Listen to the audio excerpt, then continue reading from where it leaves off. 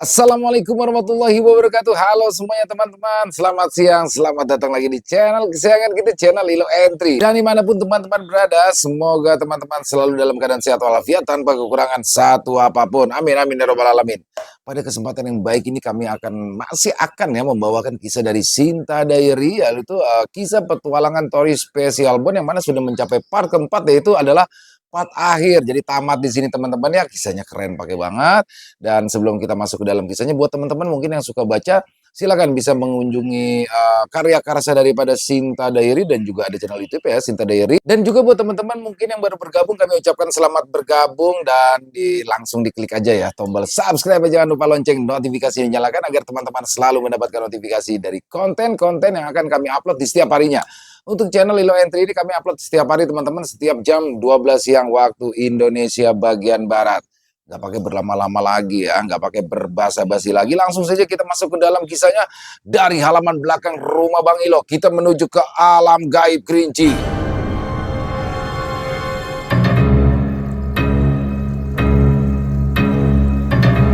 Kematian Talus memimpin Jagratara. Kisah petualangan Tori Special Bond Part 4.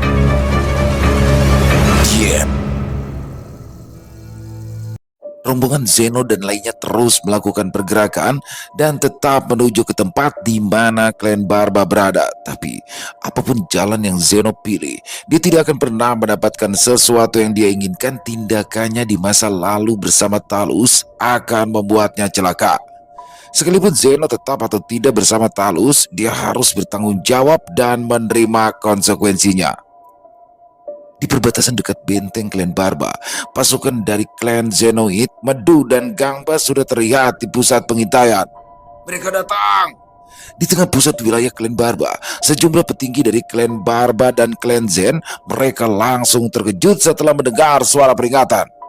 Leluhur Gabon, ada sejumlah pasukan yang tengah mendekat. Dari pasukan mana? Tanya Gabon. Siap leluhur, menurut laporan pengintai, mereka berasal dari klan Zenoid, Medu, dan Gangba. Setidaknya ada 3.000 prajurit lebih leluhur. Zenoid, Medu, dan Gangba, 3 klan besar langsung diturunkan begitu saja. Aku rasa Talus ingin segera menyelesaikan pertarungan ini, ucap Roka. Sekalipun Talus bergabung di dalamnya, benteng ini tidak akan mudah ditembus. Gamon, pergilah. Tapi hati-hati, jangan terpancing siasat mereka. Perintah Gabon. Asik. Baik kakak, aku suka bagian ini. Balas Gamon. Aku akan menemani Gamon para leluhur, ucap Bakara. Hati-hati Bakara. Rozan, ikutlah bersamanya. Aku serahkan keselamatan Bakara padamu. Perintah Roka. Baik leluhur. Hei Orza, pergilah. Perintah Gabon. Siap leluhur. Di gerbang utama klan Barba. Turunkan jembatan. Ada apa ini? Kata Enigma. Sepertinya klan Barba akan mendapatkan serangan. Balas Urtea. Aku yakin dia adalah ayahku. Aku pasti datang dan menolongku. Ribuan prajurit klan Barba telah bersiap. Sebenarnya, jika mereka berada di dalam benteng, musuh akan kesulitan menyerang. Namun, klan Barba bukanlah makhluk yang akan bersembunyi. Jika dalam situasi perang, mereka justru senang. Sekalipun harus mati dalam pertempuran, tidak ada kematian lebih baik kecuali mati dalam pertempuran. Pasukan musuh mulai mendekat. Terlihat jelas di wajah para prajurit klan Barba yang begitu bersemangat dan senang. Itulah yang mereka harapkan, pertarungan. Gamon, mereka dari klan Zenoid, Gangba, dan Medu. Kita tidak bisa menghadapi mereka tanpa bantuan kakakmu atau leluhur klan Zen, kata Bakara. Talus ramai menurunkan mereka. Itu berarti mereka akan bertempur habis-habisan, bukan? Aku siap ini. Hei, beritahu kakakku mengenai situasi ini. Perintah Gamon. Tidak perlu leluhur Gamon, anak buahku sudah menyampaikannya, saut Rozan. Wah, kau sangat cepat bertindak Rozan, terima kasih.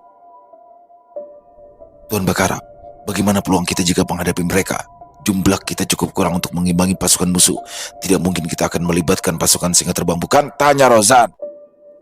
Tidak perlu khawatir Rozan, dengan jumlah kita itu sudah lebih dari cukup.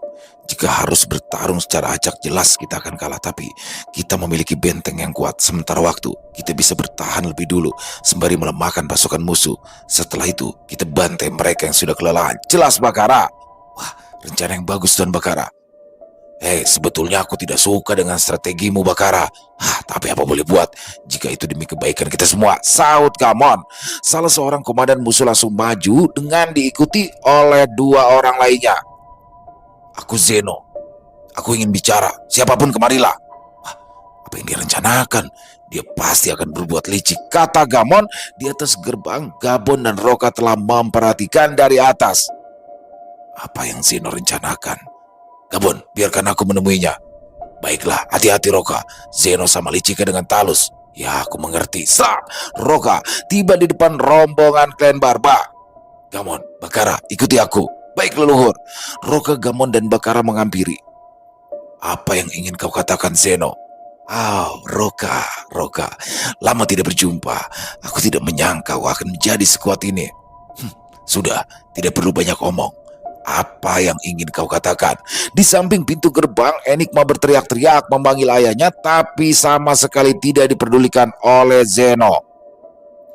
Kami kemari diperintahkan oleh Talus untuk menyerang kalian. Tapi aku punya tujuan lain. Bekerja samalah dengan kami. Kami juga memiliki alasan kuat untuk melawan Talus. Omong kosong lagi. Omong kosong apa yang kau katakan, Zeno? Selain Talus, kaulah sosok yang paling tidak bisa kami percaya. Tanpa kalian kami bisa mengurus Talus dengan kemampuan kami. Ya, aku tahu keraguanmu tentangku. Dan aku akui kalian sudah berkembang jauh lebih kuat. Tapi ada Baduya di sisi Talus. Kalian tidak akan mudah begitu saja melawannya. Dan satu hal lagi, Talus telah bersekutu dengan pasukan merah di gurun kematian. Apa yang kalian miliki saat ini tidak ada apa-apanya. Kami sadar bahwa kami telah dimanfaatkan oleh Talus selama ini. Dan ini adalah kesempatan besar untuk menjatuhkan Talus, sahut Gangba. Kami tidak butuh bantuan kalian. Pergilah jika kalian tidak ingin menyerang kami. Dan kami selalu siap jika kalian ingin melawan. Ayo kita pergi, balas Roka. Hei Roka. Cukup Zeno. Benar apa yang dikatakan Roka. Jika aku ada di posisinya, aku juga akan mengatakan hal sama. Beruntung bukan Gabon yang bicara kepada kita. Apapun alasanmu, kau dan Talus pernah membunuh para tetua dari klan Barba. Kita tidak punya pilihan lain selain mundur. Cegah Gangba. Sial. Baiklah, ayo mundur. Ayah, selamatkan aku. Sekali lagi Enigma berteriak, tapi Zeno sama sekali tidak memperdulikannya. Kau mengerti sekarang, Enigma? Kita tidak dibutuhkan lagi. Sia-sia, kata Urtea. Sial, ayahku tidak mungkin seperti ini, sial. Pasukan musuh pada akhirnya mundur, entah apa yang mereka lakukan dan akan kemana mereka. Dari arah hutan, sosok hewan buas menerjang pasukan Zeno. Dalam sekejap, ratusan bahkan lebih dari prajurit langsung tumbang. Wah, jahanam, tiba-tiba saja kau menerjang kemari, ucap pun kaget. Tetaplah berada di pundakku jika kau takut, kawan kecil, balas Raja Anu. Takut? Siapa yang takut, jahanam? Liwung, Pangjer, Enggon, Kira, kita juga akan beraksi. Maung dan yang lainnya juga tidak tinggal diam. Mereka tahu bahwa mereka kalah jumlah, tapi bagi Raja Hanung hal itu bukan jadi masalah sebab Raja Hanung tahu jika mau Ki Sabto bisa saja memanggil pasukannya, tentu saja bukan pasukan pada umumnya. Mereka begitu bersemangat sekali. Benar kan Jalu? Itu benar majikan. Ayolah, jangan panggil aku majikan. Kau itu bukan peliharaanku, Jalu. Aku telah berjanji kepada aku untuk tidak menjadikanmu peliharaanku. Panggil saja aku Master jika tidak keberatan. Baik, terima kasih Master. Aku adalah Raja Serigala Mas, ayah dari Jaluka. Banyak hal yang terjadi saat bertemu dengan Raja Serigala Mas. Hal ini melibatkan Bagun juga, di mana dahulu perjalanan spiritual Ki Sabto saat masih muda. Welas asih, welas atiku, asma ginting angin. Wus, Ki Joyo tidak diam begitu saja. Angin berembus membentuk tornado dan mengobrak-ngabrik prajurit yang masuk dalam jangkauannya. Zeno yang baru saja mau mundur langsung dikejutkan oleh serangan mendadak yang tidak diketahui siapa yang melakukannya. Apaan ini? Apakah klan Barba yang melakukannya? Kata Zeno. Lapor Tuan Zeno, sisi kiri kita diserang oleh sosok tidak dikenal. Mereka hanya ada beberapa orang dan mereka adalah makhluk hewan petarung. Apa? Berani-beraninya mereka. Hewan petarung kau bilang? Mana itu mungkin? Jangan-jangan itu dari Jaladi, kata Zeno. Ya, Zeno tahu betul hewan petarung adalah sosok unik. Sosok inilah yang disebut di alam kerinci sosok seperti maung dan yang lainnya. Hewan petarung yang diketahui sudah musnah semenjak Talus dan Zeno melejapkan kerajaan Abi Udaya. Meskipun masih ada beberapa, semuanya ditampung oleh Raja Khan, raja dari kerajaan Jaladi. Kau sudah banyak melakukan tindakan jahat, Zeno. Baru saja dibicarakan tadi. Sekarang kau sudah mendapatkan balasanmu, Zeno, ucap Medu. Hei, apa yang kau katakan, Medu? Hewan petarung saat ini hanyalah sekumpulan sosok lemah. Kita lihat sampai berapa lama mereka bisa bertahan. Zeno langsung menuju ke sumber masalahnya. Zeno langsung membantu saat dia melihat sosok harimau putih dengan permata di dahinya. Mustahil. Ini benar-benar mustahil. Zeno melotot karena terkejut. Ada apa, Zeno? Tunggu. Harimau putih itu yang benar saja. Bukankah kau dan Talus? Gangba juga terkejut kalau melihat sosok harimau putih yang gagah itu. Tidak mungkin. Aku sudah pastikan Abi sudah mati. Tapi yang aku lihat, apakah benar? Zeno, apa kau yakin raja dari Abi Udaya benar-benar sudah mati? Aku tidak mungkin salah, Gangba. Bahkan Talus menguliti-kulitnya sebagai tempat duduk di singgasananya. Itu berarti dia adalah sosok lain. Sahut Medu. Kau mungkin benar, Medu. Tapi sosok itu benar-benar mirip dengan Abi. Ditambah lagi 5 sosok itu aku tahu. Salah satunya adalah Putri Abi. Dan yang lainnya adalah para jenderal dari Abi Udaya. Bagaimana mungkin mereka masih bisa hidup? Selain itu, siapa kedua sosok lainnya itu? Sudah, tidak perlu banyak berpikir. Pada dasar aku yakin mereka memiliki dendam denganmu. Aku akan membantumu, sahut Gangba. Medu, ayo kita tangani para hewan itu seperti yang mereka perlu dijinakkan, pinta Gangba. Zeno, apa kau bisa menangani harimau buas itu sendirian? Sudah, pergilah bersama Gangba. Aku rasa aku bisa menghadapinya, Medu. Baiklah jika begitu. Gangba dan Medu langsung menghampiri di mana rombongan Maung berada. Sementara itu, di wilayah kota Jagratara. Slap! Master, ucap Kanju menggunakan jubah coklat. Bagus. Sepertinya kalian telah berhasil. Balas Baduya. Menunggu perintah dari Master. Baduya, keberhasilan apa yang dilakukan oleh para muridmu? Tanya Talus. Mereka berhasil menyembuhkan diri mereka tepat waktu. Sekarang mereka bisa bertindak dan aku akan mulai bergerak, Talus. Pasti saat ini pasukan yang kau kirim sudah melakukan pertempuran. Bagus, ayo kita bersama Baduya. Sudah saatnya Gabon dan Roka menerima ajal mereka. Para tetua sekalian, kumpulkan prajurit dari klan kalian, kita akan bergerak. Dan kali ini, klan Barba akan kita singkirkan sepenuhnya. Siap Tuan Talus, ucap beberapa tetua Jagratara yang mana mereka memiliki pemadatan jiwa merah tingkat 1. Talus kali ini tidak akan menahan diri. Setidaknya, dia menggerakkan 5 klan untuk bergerak. Setiap klan memiliki kurang lebih 1.000 prajurit. Pasukan Talus sendiri berjumlah kurang lebih 2.000 prajurit. Setidaknya pasukan yang Talus bawa 2 kali lipatnya yang dipimpin oleh Zeno jika sesuai yang diharapkan oleh Talus. Dan saat itu Zeno tengah bertempur dengan klan Barba, maka besar kemungkinan klan Barba tidak akan bisa menahan serangan susulan yang Talus persiapkan. Tapi sayang, semua dugaan Talus meleset. Bahkan Baduya sendiri tidak akan menyangka prediksinya akan meleset. Di saat bersamaan, Gajah Sora dari Janaloka memimpin para pengikutnya keluar dari hutan dan juga kerajaan Jaladi juga mulai bergerak. Pada akhirnya, semua akan bertemu di satu titik dan perang besar akan kembali terjadi di alam kerinci. Di atas benteng klan Barba, Gabon, Roka dan lainnya masih berada di sana memperhatikan situasi yang sedang terjadi dengan pasukan yang dipimpin oleh Zeno. Keributan apa di sana itu? Ucap Gabon.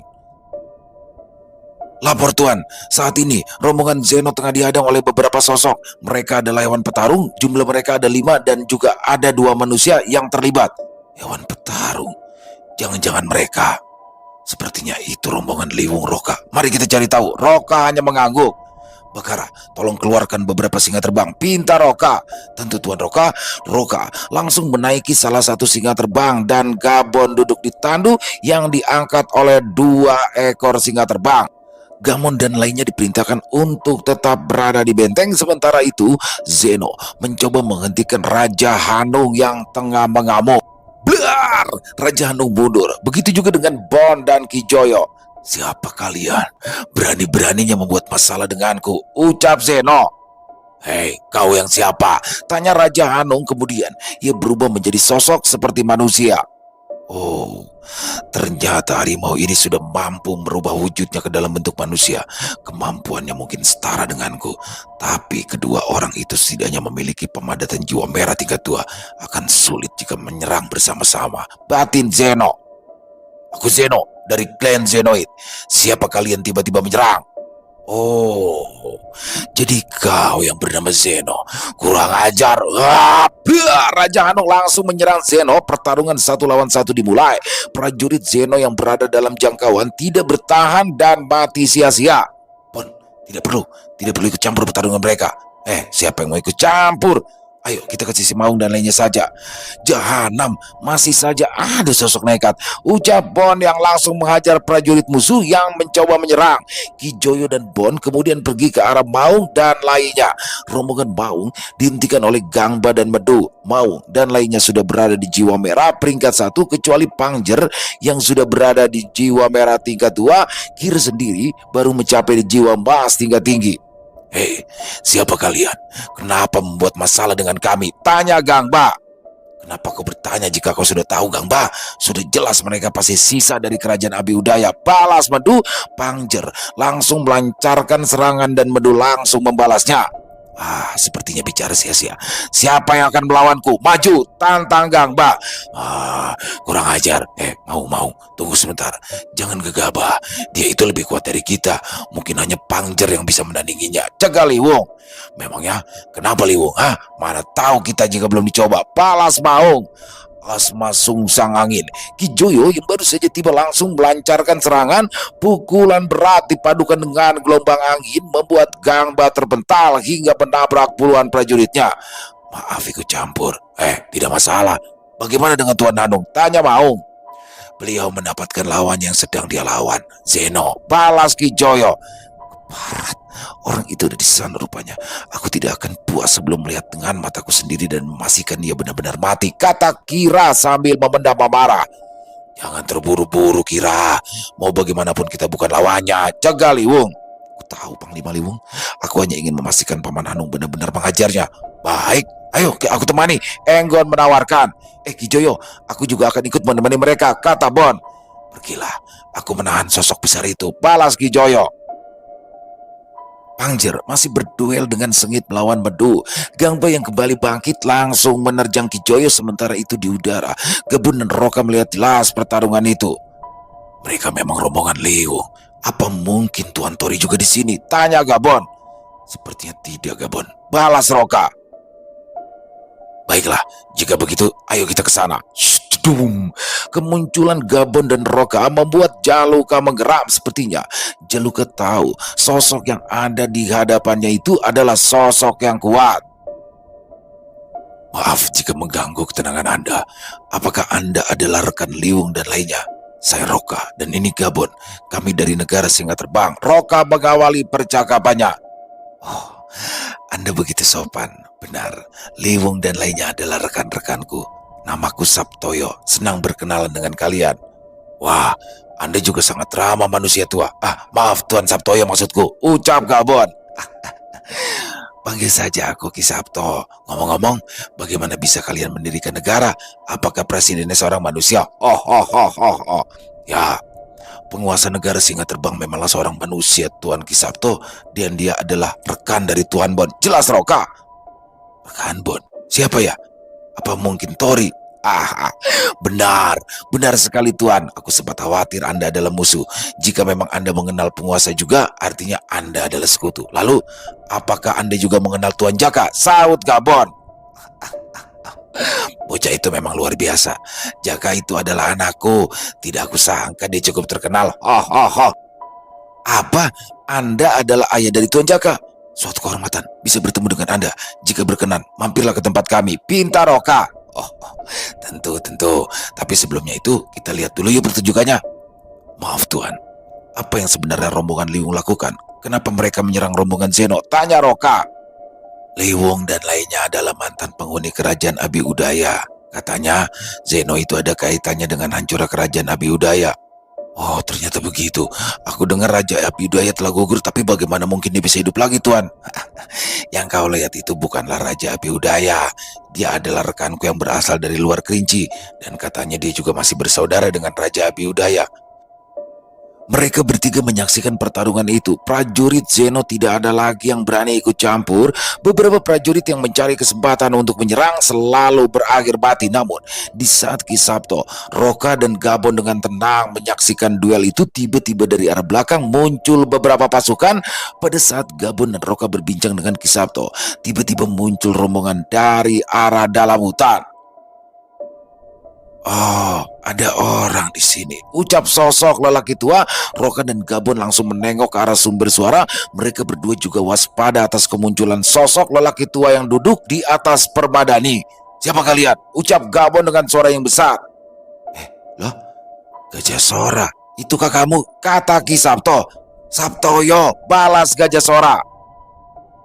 Sungguh pertemuan yang tidak terduga. Ternyata Gajah Sora dan Ki Sabto saling mengenal. Bagaimana bisa mereka saling mengenal?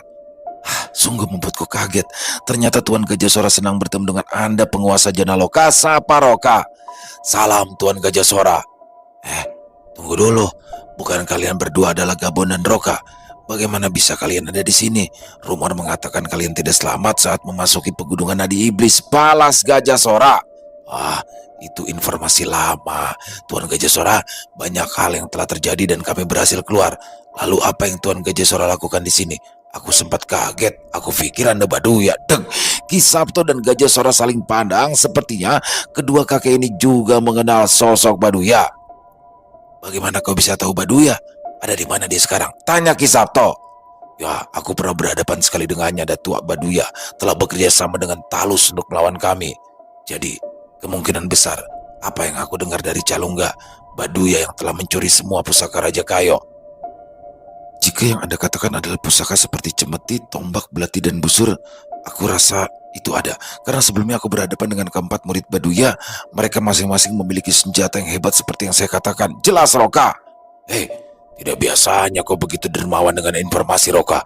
Giliran pada aku saja, kau selalu bilang, lihat saja nanti. Balas, Gabon. Bukan seperti itu, Gabon. Ini persoalan lain, intinya berbeda.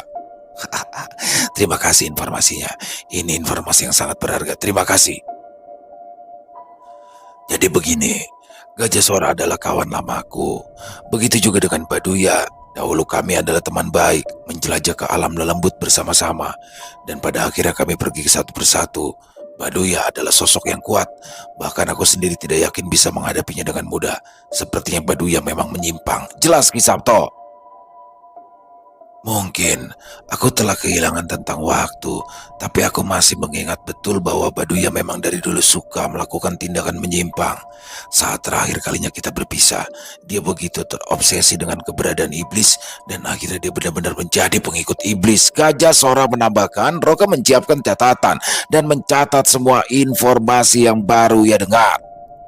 Tanpa mereka sadari, ancaman sesungguhnya mereka bukanlah Baduya, Talus, ataupun pasukan merah, tapi ada sesuatu yang jauh lebih buruk daripada itu semua. Mereka semua tidak tahu bahwa nadi iblis telah bangkit. Hanya menunggu sedikit waktu saja, kehancuran alam Kerinci akan segera terjadi.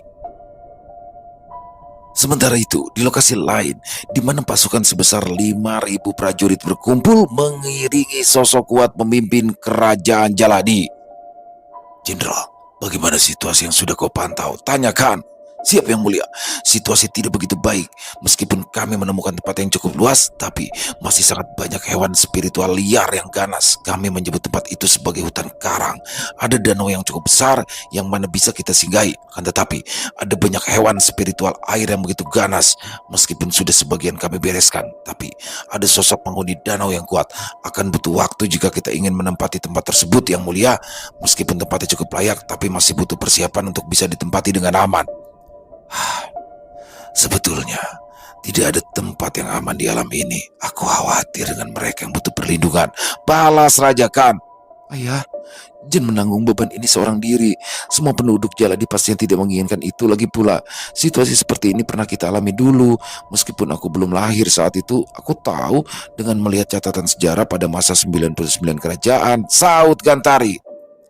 Hal itu tidak akan pernah terjadi, anakku. Kau tidak perlu khawatir. Palas Rajakan. Yang mulia, kami melihat pergerakan yang mencurigakan. Sejumlah pasukan besar mulai terlihat sejauh beberapa mil dari sini. Pasukan tersebut mengarah ke jurang tak berujung.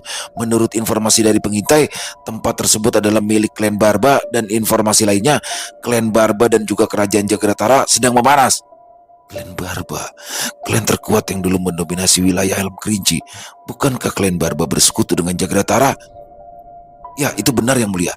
Tapi informasi ini baru didapatkan. Bahkan klan Barba juga diserang oleh pasukan gabungan dari klan Zenuit, Gangba, dan Madu. Oh, sepertinya kita sudah terlalu lama menutup diri. Kita sudah ketinggalan informasi. Jika itu benar, klan Barba tidak akan bisa bertahan melawan Jagratara. Lalu, pasukan yang kau katakan mengarah jurang tak berujung dari mana? Tanyakan. Masih belum bisa dipastikan yang mulia. Mereka pasukan yang sepertinya asing, seluruh prajuritnya menggunakan armor merah, serta seluruhnya tertutup rapat, sama sekali tidak bisa dikenali. Dek, hentikan langkah kita, Jenderal. Siap, semuanya berhenti. Ayah, ada apa? Tidak ada apa-apa, anakku. Kita istirahat sejenak. Semua sudah pasti lelah, terutama mereka yang bukan prajurit. Anakku, bolehkah ayah minta tolong? Apa itu, ayah? Gantari pasti akan lakukan. Pergilah, temui para penduduk, ajak mereka berinteraksi agar semangat mereka tidak pudar. Baik, ayah. Gantari kemudian pergi dengan dikawal oleh beberapa jenderal kuat. Setelah Gantari pergi, Khan mengumpulkan para jenderalnya untuk berdiskusi sementara rombongan beristirahat. Sepertinya perang besar akan terjadi. Pasukan merah adalah pasukan iblis, musuh dari semua makhluk yang ada di alam Kerinci. Kita urungkan niat untuk pergi ke hutan karang. Kita akan menyusul pasukan merah dari belakang. Tapi yang mulia, bagaimana dengan para penduduk? Kita bagi pasukan. 2000 pasukan pergi ke hutan karang dan pastikan untuk mendapatkan tempat yang layak. Sisanya akan menyusul pasukan merah. Siap, dimengerti yang mulia. Sementara itu, di lokasi yang tak jauh dari pemukiman klan Barba, tempat yang dinamakan Jurang Tak Berujung itu adalah tempat berdirinya benteng paling kokoh yang dimiliki oleh klan Barba. Makara, kira-kira apa yang terjadi di sana? Tanya Gamon. Hei, apa kau sudah lupa, Gamon? Prajurit Zendan sudah mengatakan sebelum Tuan Gabon dan Tuan Roka pergi. Balas Bakara. Bukan itu maksudku, Bakara. Jika hanya beberapa orang saja menyerang klan pasukan Zeno, mereka tidak akan bertahan selama ini. Sosok kuat mana yang menyerang ya? Aku jadi penasaran, ingin ikut bertarung. Sudah, jangan macam-macam kau, Gamon. Kita diperintahkan di sini. Kita yang bertanggung jawab di sini sekarang. Padahal aku ingin ikut kakak. Pasti seru di sana. Bersabarlah sedikit, Lurur Gamon. Tak lama lagi kita juga pasti bertempur dengan hebat. Tanda-tanda itu sudah jelas. Saut Rozan. Pertarungan antara Zeno dan Raja Hanung begitu dahsyat. Meskipun terlihat imbang, sebetulnya Zeno sudah cukup kewalahan untuk menghadapi Raja Hanung. Kau sangat kuat. Aku tidak menyangka kerajaan Abiudaya masih menyimpan sosok sekuat dirimu, ucap Zeno. Abi tidak mungkin kalah melawan orang sepertimu. Aku semakin yakin kau curang. Aku tidak akan puas sebelum mencabik-cabik dirimu menjadi ribuan potong. Balas Hanung. Sial, kenapa situasinya menjadi rumit seperti ini? Jika begini aku tidak punya pilihan untuk tetap mendukung Talus, batin Zeno. Suara genderang perang mulai terdengar. Ribuan pasukan berjubah merah terlihat menghampiri pasukan Zeno berada. Suara derap langkah prajurit terdengar berat, tempat sekitaran bergetar. Kemunculan sosok prajurit berarmor merah. Ayah, ya ada apa Raka? Sebuah pasukan besar datang. Jumlah mereka sekitar ribuan. Tidak pasti ada berapa. Setidaknya ada 5 ribuan prajurit berarmor merah. Prajurit merah? Jangan-jangan itu adalah pasukan? Roka di sini mencoba menebak. Itu pasti pasukan merah. Para makhluk penghuni padang kematian. Mereka itu hanyalah pasukan lemah. Tidak perlu ada yang dikhawatirkan. Saut Gabon. Lapor Tuan, kami juga memastikan bahwa prajurit Jagratara bergerak. Jumlah mereka sekitar 5.000 prajurit, Talus sendiri yang memimpin dan sepertinya juga mengarah kemari. Apakah ada Baduya dalam rombongan tersebut? Tanya Roka. Ya Tuan, selain Baduya, ada 4 sosok misterius dengan menggunakan jubah coklat. Kami menduga itu adalah murid-muridnya. Ini akan menjadi perang besar. Gabon, ayo kita kembali. Kita harus bersiap, kata Roka. Ya, sepertinya ini akan jadi gawat. Ayo segera kembali, Palas Gabon. Tuan-tuan sekalian, jika berkenan, singgahlah di tempat kami, pinta Roka. Terima kasih penawarannya. Kami tidak mungkin bisa mampir saat ini. Persiapkan saja pasukan kalian. Aku pastikan Janaloka bukan musuh kalian. Balas Gajah Sora. Lain kali saja ya aku mampir. Aku akan menunggu di sini bersama Gajah Sora. Jika memang ada Baduya di sana, aku pastikan dia tidak akan bisa ikut campur perang kalian. Ucap Ki Sabto. Roka dan Gabon kembali menaiki singa terbang dan menuju benteng klan Barba. Wah. Jika Baduya ikut campur dalam hal ini, pasti rumit situasinya. Ucap Ki Sabto sambil mengelus jenggot. Aku tidak menyangka Baduya akan ikut campur dalam urusan di alam ini. Dia bukan tipe orang seperti itu, Sabto. Kecuali ada sesuatu yang ingin dia dapatkan. Ya, itu sudah jelas Gajah Sora. Baduya pasti menginginkan sesuatu yang sepertinya menarik perhatiannya. Apapun itu, aku tidak akan membuatnya mudah. Aku harus menghentikannya sebelum ia membuat kekacauan yang lebih mengerikan di masa mendatang. Raja Hanu, kembalilah. Tunda pertarungan kalian. Segera kembali. Ucap Ki Sabto dalam percakapan batin. Des, cedat.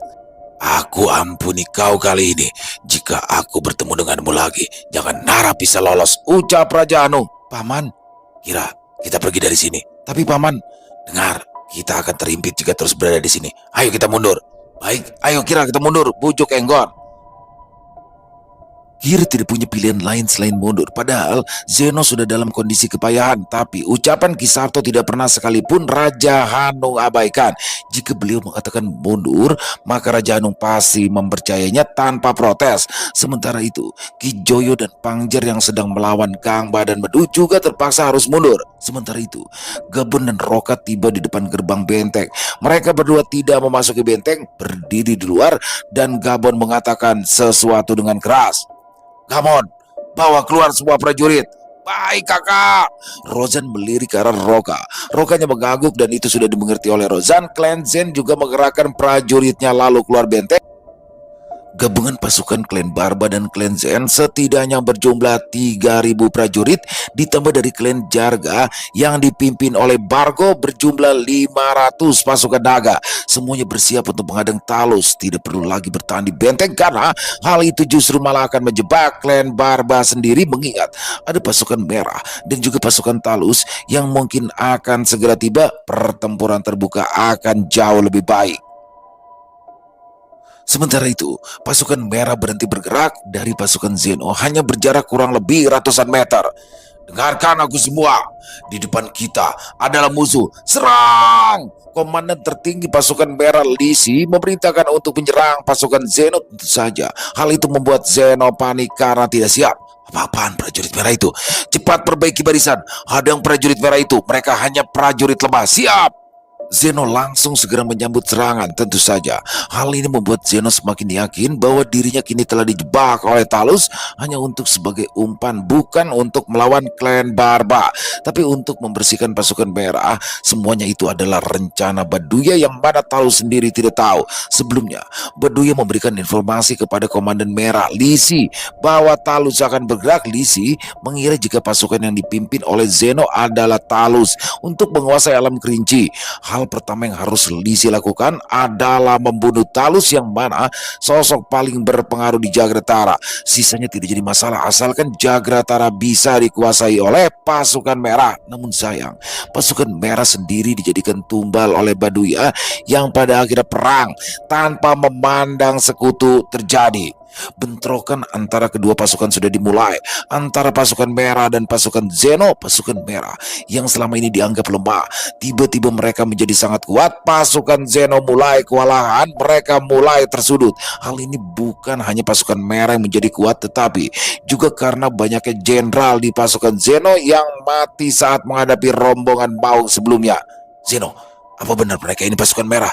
Kenapa mereka begitu kuat? Tanya Medu. Jangan bertanya padaku, kau kira aku tahu ada yang aneh dengan pasukan merah ini. Palas Gangba. Hei, kalian berdua majulah. Jika kalian berdua maju, mungkin kita masih bisa menang. Pinta Zeno. Apa-apaan kau Zeno? Kenapa harus kita berdua? Kenapa kau tidak ikut bertindak? Protes Medu. Harus ada yang memimpin pasukan di sini, Medu. Jika kita bertiga bertindak maju bersama, kita akan hancur seketika. Jika klan Barba juga menyerang kita, apa kau tidak melihat klan Barba telah melakukan persiapan? Pala Zeno!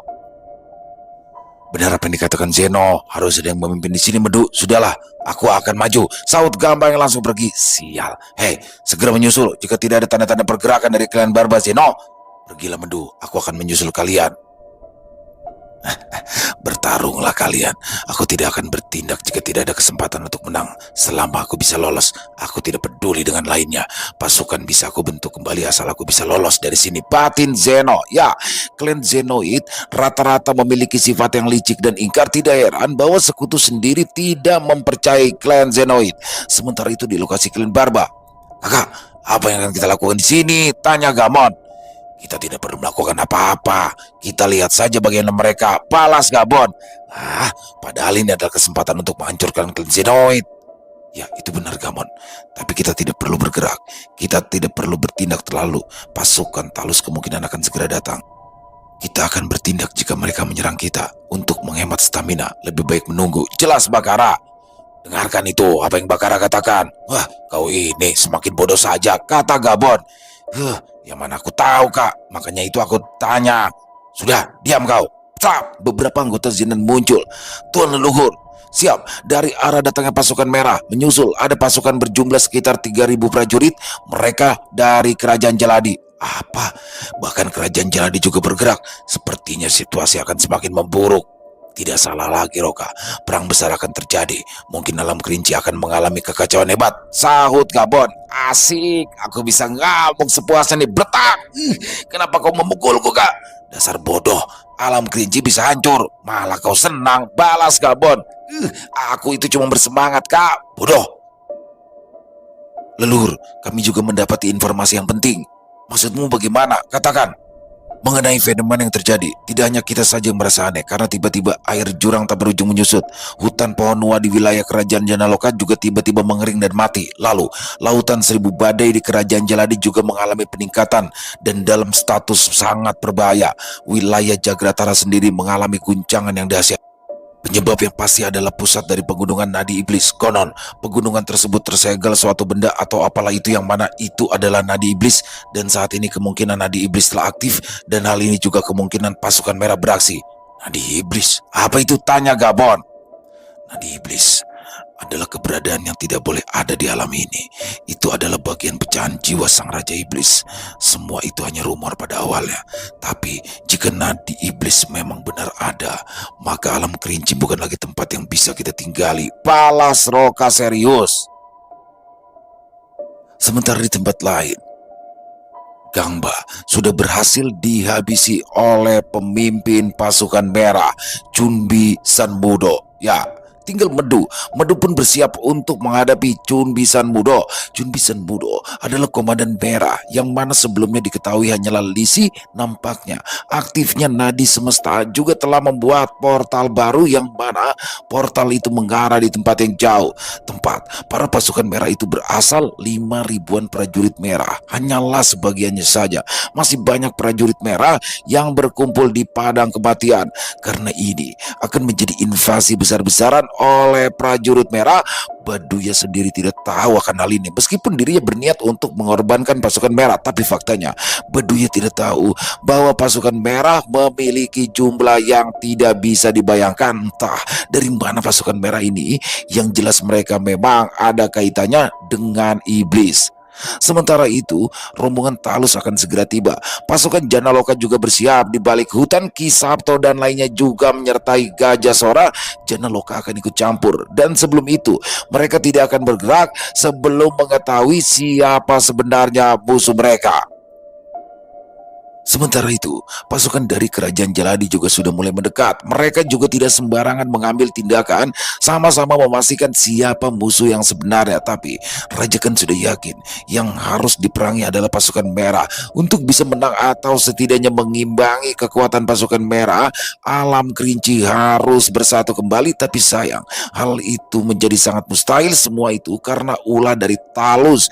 Mereka menjadi saling curiga dan tidak percaya satu sama lain. Apakah kali ini alam kerinci akan runtuh? Di lokasi yang tak jauh lagi dari lokasi pertempuran, rombongan Talus sudah mulai mendekat. Bagaimana situasinya, Nugo? Tanya Talus. Sesuai dugaan, rombongan Zeno yang melakukan penyerangan kepada klan Barba tengah didesak oleh pasukan merah, Tuan Talus. Balas, Nugo. Kurang ajar, berani-beraninya mereka melakukan itu. Percepat langkah, perintah Talus. Terima kasih Tuan Talus, Anda begitu mengkhawatirkan Tuan Zeno. Adikku berada di dalam rombongan mereka. Semoga saja masih sempat ya, ucap salah satu jenderal Jagratara. Siapa yang peduli dengan mereka? Aku hanya kesal karena Lisi melanggar janji. Berani-beraninya dia mengkhianatiku. Batin Talus. Hei, apa yang kau khawatirkan Talus? Mereka itu hanyalah pasukan merah. Ucap Baduya. Bukan begitu Baduya. Bagaimana bisa para makhluk dari padang kematian itu tahu tentang penyerangan ini? Seandainya aku sendiri yang memimpin dan bukan Zeno, pastinya aku akan terpojok. Pasukan merah bukan apa-apa. Jika harus menghadapi klan Barba dan juga fokus dengan pasukan merah, pastinya itu menyulitkan. Bukankah saat ini jika kita bergegas kita bisa membereskan pasukan merah itu Talus? Ya, itu yang aku pikirkan Baduya. Rombongan Talus mempercepat langkah, namun saat sampai di pertigaan jalan utama menuju benteng klan Barba, rombongan Talus malah bertemu dengan rombongan dari kerajaan Jaladi. Gan, apakah itu kau? Ucap Talus. Beberapa orang dari pihak Jaladi juga mendekat. Ya, betul. Apa yang kau lakukan di sini Talus? Balaskan. Kau pergi terlalu jauh kan? Justru aku yang bertanya padamu, apa yang kau lakukan di sini? Apakah aku harus menjawab pertanyaanmu Talus? Tidak, tidak perlu dijawab jika tak ingin menjawab. Aku harap kau tidak menghalangiku. Untuk apa aku menghalangimu Talus? Pergilah jika memang ingin pergi. Baik, aku akan pergi menuju jurang tak berujung. Jangan coba-coba berani mendekat wilayahku kan? Pergi ke jurang tak berujung. Apakah rombongan Talus menyergap pasukan merah? Batinkan! Pasukan dari kerajaan Jaladi pada akhirnya mundur dan rombongan Talus kembali melanjutkan perjalanannya kan tidak begitu memikirkan Kira karena Talus berada di luar wilayahnya. Itu berarti rombongan Kira juga sudah berhasil memasuki wilayah Jagratara, pikirnya. Sementara itu di lokasi di mana Ki Sabto berada. Temanku, kenapa kau memanggilku kemari? Tanya Hanung. Sudah cukup Raja Hanung. Mungkin akan ada hal lain yang sangat merepotkan. Kijoyo, ya Guru Besar, pergilah bersama Bon. Pastikan portal keluar alam ini baik-baik. Ada sesuatu yang mungkin akan sangat merepotkan. Tapi Pade, aku akan tetap di sini bersama Pade. Ikutlah bersama Kijoyo Bon. Dia mungkin akan membutuhkan bantuanmu. Baiklah jika begitu Pade. Kijoyo, ayo pergi. Guru Besar, kami pergi. Kijoyo dan Pon segera pergi ke pintu portal alam kerinci. Ki Sabto takut terjadi sesuatu yang tiba-tiba menutup portal alam kerinci setelah mendengar penjelasan dari Gajah Sora yang mana sepertinya nadi iblis telah aktif. Tuan, lalu bagaimana dengan kami? Tanya Maung. Kalian tetap bersamaku.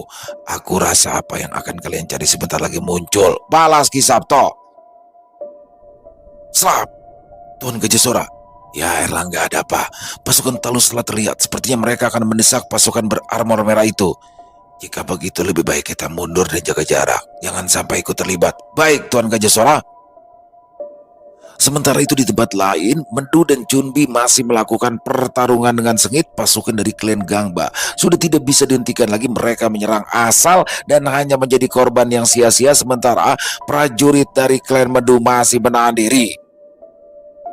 Setelah pertarungan panjang, beberapa belati menancap di tubuh Mendu, salah satunya menancap di lehernya, sampai membuatnya tidak bisa hanya untuk sekedar berteriak saja. Para prajurit dari klan Mendu langsung beramburan, mereka berlari ke segala arah, rata-rata. Banyak dari mereka lari memasuki hutan, tapi di hutan adalah tempat di mana para pasukan dari kerajaan Jaladi, mereka yang tiba-tiba masuk, tidak ada seorang pun yang selamat. Hei, kenapa kau menyerang mereka, Gajah Sora? Makhluk yang berbahaya adalah mereka yang sedang dalam ketakutan. Mereka bisa saja langsung menerjang kita tanpa rasa takut, Sabtoyo. Oh, kau menjadi begitu kejam sekarang, Gajah Sora. Dimanapun di alam gaib tidak ada belas kasih, Sabtoyo. Aku setuju kalau itu. Kaburnya prajurit dari klan Medu dan juga gugur Gangba dan Medu langsung sampai ke telinga Zeno. Tuan Zeno, situasi di belakang kita sangat buruk. Apa yang harus kita lakukan sekarang? Ah, bagaimana bisa Gang Badan Madu mati begitu saja? Bahkan aku belum sempat memikirkan cara untuk keluar dari situasi ini. Satu-satunya jalan melewati hutan. Tapi aku tahu di dalam hutan pasti ada pasukan yang bersembunyi. Setidaknya mereka mungkin sekutu dari kerajaan Abi Udaya. Akan sangat buruk jika aku pergi melalui hutan. Ditambah lagi sosok kuat yang sebelumnya aku lawan. Apa yang harus kulakukan? Batin Zeno. Tuan Zeno, apa yang akan kita lakukan? Hei, diam! Maaf Tuan. Sial. Kita pergi ke arah Klan Barba. Aku akan sekali lagi membuat penawaran dengan mereka. Siap. Seluruh pasukan Zeno yang tersisa kembali menuju ke arah Klan Barba berharap mendapat kesempatan dan bantuan dari Klan Barba. Namun situasi Zeno justru malah semakin sulit. Bersiap, jangan biarkan mereka mendekat. Ucap Gabon. Seluruh Klan Barba sudah bersiap untuk melancarkan serangan. Tunggu dulu Gabon, dengarkan aku, ucap Zeno. Bersiap! Aku tidak ingin berniat menyerang kalian. Zeno berusaha menjelaskan. Serang! Sial, para monyet itu benar-benar tidak mau mendengarkan. Batin Zeno. Tidak ada pilihan lain. Serang mereka, rebut benteng mereka. Zeno tidak punya pilihan lain selain melakukan serangan. Dan kini pasukan Zeno akhirnya bentrok dengan pasukan Barba. Zeno berhenti. Dia tidak ikut melakukan serangan itu dan memikirkan bagaimana ia bisa lolos dari situasi tersebut. Dari arah belakang pasukan Zeno juga digempur habis-habisan oleh prajurit merah. Tidak ada lagi cara untuk kabur. Mungkin sebelumnya masih ada kesempatan untuk kabur lewat hutan meskipun resiko besar, tapi kali ini tak ada lagi akses untuk kabur. Zeno kemudian menanggalkan semua pakaian yang mencolok dan berganti dengan pakaian prajurit biasa. Hei, pakai baju tempurku ini, kau akan menjadi diriku sementara waktu. Tapi Tuan Zeno, apa kau tidak mau mendapatkan penghormatan ini? Akan aku pilih yang lainnya saja jika begitu. Mau. Dengan senang hati Tuan Zeno. Prajurit itu kemudian memakai baju tempur Zeno. Dan Zeno sendiri menyamar menjadi prajurit biasa lalu berpura-pura mati berbaring di antara tumpukan prajurit yang mati. Wah, aku terlihat keren sekarang. Siapa tahu aku akan menjadi tokoh yang hebat. Batin prajurit bodoh itu. Itu dia Zeno. Kepalanya milikku. Hiya, cas! Sosok itu langsung mati terpenggal hanya oleh prajurit Barba biasa, tapi mereka langsung sadar bahwa itu bukanlah Zeno. Ternyata begitu. Komandan tertinggi mereka melarikan diri. Kemungkinan masih ada dalam kerumunan prajuritnya, tapi tidak perlu terlalu jauh. Musuh yang sebenarnya segera tiba. Ucap Orza. Suara genderang perang terdengar dari arah belakang. Ya, mereka adalah pasukan Talus yang baru saja tiba. Serang! Perintah Talus. Kanjo, Gubeng, Cadik, Alius, ayo segera pergi. Kita mendekat ke arah Klan Barba. Raja Walindraka keluar. Siut, jedum. Talus, aku akan langsung menuju ke arah Klan Barba. Ayo naik. Baik Master, jawab Kanju mewakili. Hati-hati Baduya. Sementara itu, Kisabto mengetahui dari dalam hutan bahwa benar ternyata memang Baduya yang beliau kenal terlibat dalam perang ini. Garupati, muncullah. Syudum. Kisabto memanggil salah satu hewan suci, sosok burung besar seperti Garuda. Raja Hanu, Jaluka, tetap di sini. Baik temanku, siap Master. Tunggu, izinkan kami ikut Tuan, Pinta Maung. Baiklah, aku mengerti tujuan kalian, tapi ini mungkin akan sangat berbahaya. Balas Kisabto, kami sudah siap, sahut Pangjar. Aku juga ikut. Tidak, kau akan tetap di sini bersamaku, Kira. Cegah Hanung. Baik, Paman. Aku tidak akan mencegah kalian jika ingin ikut. Segera naiklah. Cap. Baiklah, Garupati, berangkat. Hati-hati Sabtoyo. Ya, terima kasih Gajah Sora. Kisabto menyusul Baduya. Mungkin ini akan menjadi pertarungan sengit antara kedua kakek sakti. Perang masih berlangsung. Pasukan Zeno perlahan mulai habis karena tidak ada pimpinan, diserang dari depan dan belakang, membuat pasukan Zeno jelas tidak bisa bertahan. Tapi di sisi lain, pasukan merah dari belakang juga digempur oleh pasukan Talus. Kekacauan langsung meluas, jeritan dan teriakan bersautan. Lihat di bawah sana, benar-benar kacau, ucap Cadik. Ya, bukankah itu bagus? Inilah kesempatan kita untuk bisa mendapatkan buku jiwa, Balas Gubang. Nanti dulu. Sepertinya ada yang mengikuti kita. Alius, urus mereka. Perintah Baduya. Siap, Master. Syuh. Garupati menghindari panah yang melesat ke arahnya. Saat anak panah berbalik, Garupati dengan cepat terbang berputar dan anak panah melesat ke arah rombongan Baduya. Biar! Alius dengan cepat langsung memblokir anak panahnya sendiri. Bagaimana bisa makhluk besar itu menghindari anak panahku? Ucap Alius. Sudah, serang terus Alius, jangan biarkan mereka mengganggu. Aku tahu kau tidak perlu bicara, Cadik. Baduya tidak memperdulikan apa yang terjadi di belakangnya. Ia terus melihat ke bawah dan tiba-tiba ia mendapati sosok yang ia cari. Oh, akhirnya aku menemukannya. Hei, kalian berempat, urus yang di belakang. Aku turun. Ucap Baduya. Baik, Master. Baduya langsung menjawab. Mengetahui jika Baduya turun, Ki Sabto pun tidak tinggal diam. Kalian tetap di sini. Sepertinya aku harus bertindak. Pinta Ki Sabto. Hati-hati Tuan, Palas Maung. Pertarungan udara antara rombongan Kanju dan Maung terjadi. Sementara itu, Baduya langsung menghampiri sosok yang tengah berdiri tenang memandang ke arah pertempuran. Dia adalah Bakara. Baduya menyadarinya saat ia melihat kantong kulit yang berada di pinggang Bakara. Baduya konon bisa melihat menembus sesuatu dan ia yakin ada buku jiwa di dalam kantong tersebut. Mengetahui pergerakan Baduya yang tiba-tiba, Roka tidak tinggal diam. Siapa kau yang tiba-tiba ingin menyerang begitu saja? Ucap Rozan. Siapa aku? Pergilah, jangan ikut campur. Aku hanya ingin mengambil buku yang ada di dalam kantong kulit itu. Balas Baduya. Siapa orang tua itu? Bagaimana bisa dia tahu jika buku jiwa ada padaku? Apa jangan-jangan dia adalah sosok Baduya? Batin Bakara. Dia musuh, kepung dia. Ayo. Hentikan, mundur kalian semua. Kalian hanya akan mati konyol. Perintah Roka yang langsung muncul. Leluhur. Bagus Rozan, lindungi Bakara dan segera memundur. Baik leluhur, tolong berhati-hati. Dia sangat kuat leluhur. Aku tahu, pergilah Rozan. Ah, kau lagi Roka, tolonglah. Kali ini jangan menghalangiku, aku tidak ingin melawanmu.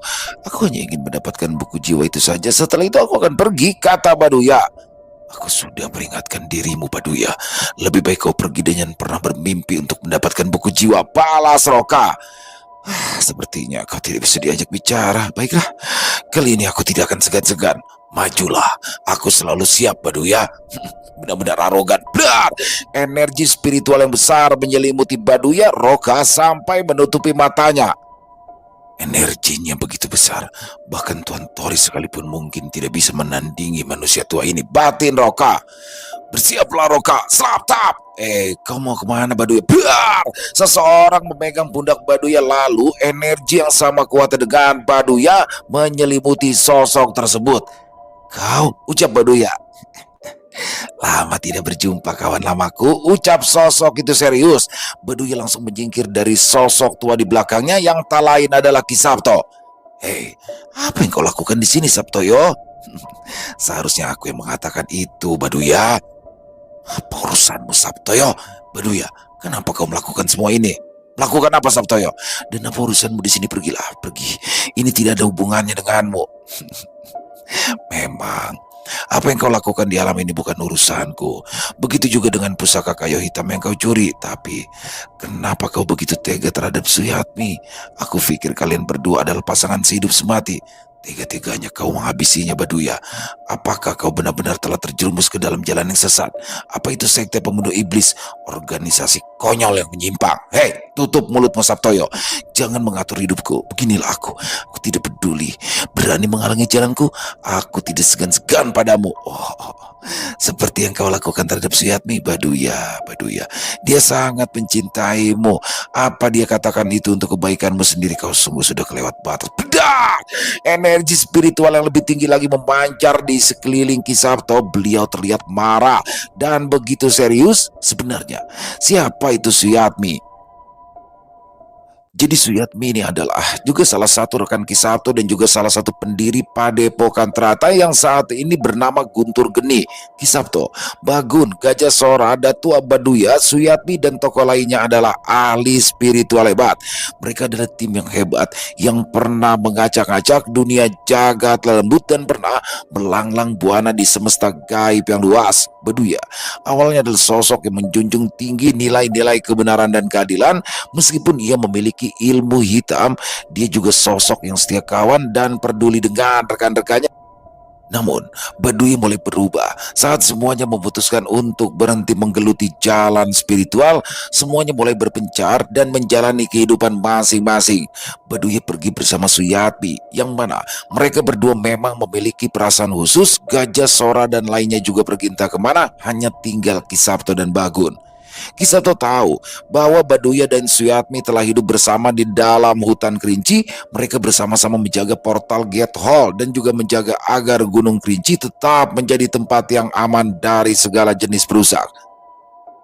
Tapi Suyatmi kemudian dihabisi oleh Baduya karena dirinya mencoba untuk mencegah tindakan menyimpang Baduya. Entah dari mana Baduya bisa mendapat akses menjadi salah satu pemuja iblis, yang mana Baduya menjadi salah satu pimpinan dari sekte sesat itu.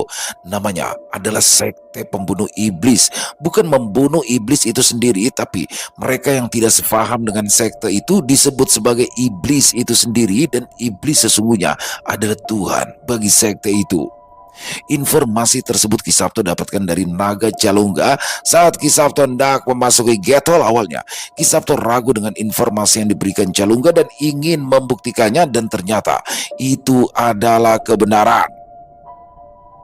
Sebetulnya, apa yang dilakukan oleh Baduya itu juga bukan urusan dari Ki Sabto, tapi ada cinta segitiga di antara mereka. Diam-diam Ki Sabto ternyata menyukai Suyatmi. Bahkan sebelum Baduya bergabung dengan rombongan Ki Sabto, Suyatmi sudah bergabung lebih dulu.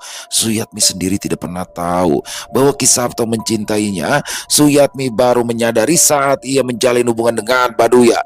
Dan demi menjaga pertemanan, Ki Sabto akhirnya mengalah dan rela jika Suyatmi lebih berbahagia dengan Baduya. Dan inilah alasan Ki Sabto begitu marah kepada Baduya, orang yang pernah Ki Sabto cintai, dan rela mengalah demi pilihan Suyatmi dan juga persahabatan antara Baduya. Ternyata justru Suyatmi meregang nyawa oleh Baduya. Itu adalah kisah sebelum Ki Sabto bertemu dengan Ibunda Jaka. Sabtoyo, mengingat pertemanan kita di masa lalu, aku mohon jangan menghalangi jalanku. Aku tidak pernah mengganggumu dan juga keluargamu, jadi aku harap kau mundur. Baduya, aku pernah menitipkan Suyatmi padamu, dan kau pernah bilang bahwa kau tidak akan menyakitinya, sekalipun itu di ujung rambutnya. Tapi apa yang kau lakukan? Sabtoyo, Suyatmi juga sama sepertiku. Kita sama-sama berteman, dan dia istriku. Karena dia berani membantah dan melawanku, ya sudah sewajarnya aku berikan dia pelajaran. Tapi ya, karena dia bukan wanita biasa, karena aku terlalu berlebihan, akhirnya dia mati. Tapi itu tidak ada hubungannya lagi denganmu, Sabtoyo. Dia istriku dan kau hanya teman. Apa yang membuatmu begitu marah? Kenapa kau harus membunuhnya? Dar! Baduya langsung terpental saat Ki Sabto melambaikan tangannya. Energi besar langsung menghantam Baduya. Para prajurit klan Barba dan juga klan Zen langsung menyingkir, menjaga jarak dari jangkauan kedua kakek sakti itu. Roka dan Gabon langsung memerintahkan pasukan untuk menjauh. Ada apa denganmu, Sabtoyo? Suyatmi hanyalah wanita tua yang dibalut kulit muda. Kenapa kau begitu marah karena kematian? Tunggu. Atau jangan-jangan, Sabtoyo, jangan-jangan kau menyukai Suyatmi? Sabar! Pertarungan sengit antara Ki Sabto dan Baduya langsung terjadi. Gemuruh di sekitaran membuat pertarungan terganggu. Tapi hal itu tidak menghentikan pasukan Merah untuk tetap menyerang musuhnya. Di saat semuanya terfokus dengan pertarungan Baduya dan Ki Sabto, Zeno memiliki kesempatan untuk kabur. Dia bisa pergi dan memasuki hutan dengan diam-diam menyelinap dan bersembunyi di hutan. Sial, aku tidak menyangka Baduya semengerikan itu. Ditambah lagi manusia yang menjadi lawannya itu. Apa pedulinya dengan begitu aku bisa lolos? Batin Zeno. Di saat Zeno bersembunyi di hutan, dua buah mata bersinar terang, dan Zeno sama sekali tidak menyadarinya bahwa sosok hewan buas tengah mengintai dan memperhatikan dirinya. Zeno yang sudah dalam keadaan lemah, dengan mudahnya Raja Hanung menangkap. Lengan besarnya mencekik leher Zeno. Kau ternyata di sini. Hei, keponakanku, apakah benar kalau dia ini Zeno? Kata Raja Hanung. Benar paman. Dia yang turut serta membunuh ayah. Sial, hewan jalang sepertimu berani melukaiku. Raja Hanung mencekik lebih keras. Hentikan, hentikan. Kira terus mencabik-cabik Zeno yang sudah tak berdaya itu. Dia begitu menikmatinya. Dan akhirnya Kira berhasil membalaskan dendam ayahnya. Sial, berani-beraninya kalian melakukan hal yang sepengecut ini, ucap Zeno dengan kondisi yang begitu menyedihkan. Hei, apa yang kau bicarakan? Apa kau lupa apa yang telah kau lakukan terhadap ayahku? Jika bukan karena kelicikanmu bersama Talus, kalian tidak akan pernah bisa mengalahkan ayahku. Cukup, cukup keponakanku. Biar aku yang mengakhirinya. Mau bagaimanapun Abi adalah adikku, jadi serahkan padaku. Kiranya terdiam, tapi dia sudah cukup puas. Hanya tinggal Talus yang tersisa. Matilah dan jadilah makhluk yang baik jika sudah kembali dilahirkan. Cas! Zeno akhirnya mati, kepalanya hancur saat dilepas oleh Raja Hanung. Mereka lalu pergi berkumpul bersama dengan rombongan Gajah Sora dan meninggalkan mayat Zeno begitu saja tanpa mereka tahu Zeno tidak benar-benar mati. Mayat Zeno tiba-tiba melebur, lalu ada sosok kecil seukuran tikus. Di suatu tempat yang jauh dari pusat pertempuran, Kijoyo dan Bon telah tiba di portal jalan keluar di alam kerinci. Sial, seperti yang ditakutkan oleh guru besar, portal keluar ini akan runtuh. Bon, lindungi aku. Aku akan mempertahankan portal ini. Jangan biarkan makhluk manapun mendekat, pinta Kijoyo. Baik Kijoyo, aku akan memasang pelindung di sekitaran sini. Datuk hitam Bagindo Ali. Dung, Bon langsung memasang pelindungnya. Asma kumilir angin. Wus, angin berputar mengelilingi portal dan mempertahankan portal agar tidak menghilang dan tetap terbuka. Seperti yang dikhawatirkan oleh Kijoyo, beberapa makhluk memang mendekat. Mereka berusaha melarikan diri, tapi semuanya tertahan oleh Bon dan sama sekali tidak ada lagi yang berani mendekat hingga beberapa waktu berlalu. Jahanam, sampai kapan kita akan menunggu Kijoyo? Aku sudah benar-benar bosan, padahal lama sekali. Bersabarlah Bon, guru besar pasti akan segera datang. Jahanam, dari tadi kau bilang sebentar lagi. Ya bagaimana lagi, kita juga mendapatkan tugas yang penting. Jika portal ini runtuh, kita semua akan terjebak di sini. Mana tidak ada lagi yang kemari. Setidaknya jika makhluk yang kemari kan bisa membuat aku sedikit terhibur. Aku benar-benar bosan di tingkat jahanam. Kijoyo hanya geleng-geleng kepala melihat Bon dari tadi menggerutu seorang diri. Bagus, ada portal keluar. Cuma ada 2 orang di sana. Jika aku diam-diam menyelip ke sana, pasti aku tidak ketahuan, ucap Zeno yang berada tak jauh dari portal yang dijaga oleh Bon. Zeno kini berubah menjadi kecil. Dung. Perasaan ada yang masuk. Sosok apa itu? Bon mencari-cari keberadaan sosok itu, Zeno, yang sudah masuk tanpa sengaja karena Bon mulai mengendurkan pelindungnya berpura-pura menjadi patung. Zeno tengkurap di sebuah batu datar berwarna kecoklatan yang cukup mirip dengan jiwa kecilnya itu. Bon, jangan main-main. Jika ada yang masuk, aku akan kesulitan mempertahankan portalnya. Tidak ada apa-apa Kijoyo, mungkin hanya perasaanku saja. Bon lalu duduk kembali di batu yang sebelumnya ia duduki. Sial, Zeno malah tengkurap di sana. Sial, tidak acap. Zeno akhirnya benar-benar mati karena diduduki oleh Bon. Jahanam, kenapa lagi Bon? Pantatku gatal Kijoyo, jahanam.